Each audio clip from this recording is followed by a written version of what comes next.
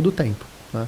Então, para nós, assim, não há nada que se comemorar nesse caso, né? Mas, mesmo que em breve venha vender mais aeronaves, a gente está falando de um processo de desorganização dessas redes que pode causar um problema muito grande.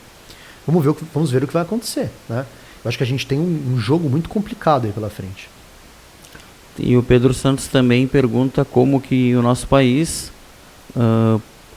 pode se beneficiar desses impactos caso saiba aproveitá-los de forma estratégica.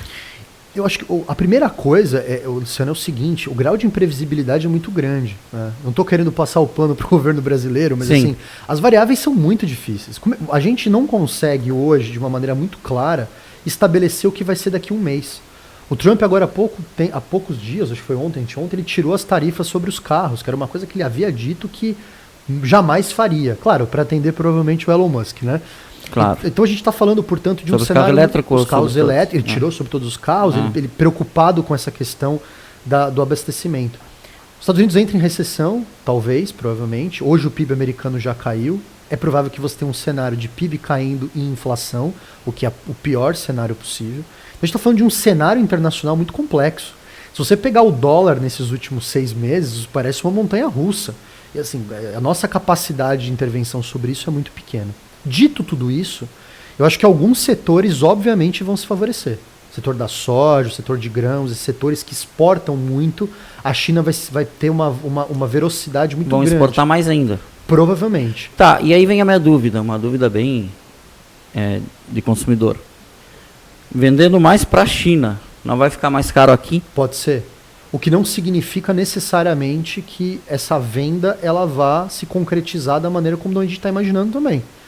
Porque também esse é o ponto. A safra não é uma coisa que você se organiza para vendê-la, mas no médio e longo prazo você tem que começar a pensar em zonas de abastecimento. Se amanhã os Estados Unidos fazem um acordo com a China, talvez a gente tenha um impacto pontual que depois volte para uma situação de normalidade. Então a gente não tem como estabelecer no longo prazo exatamente o que vai acontecer.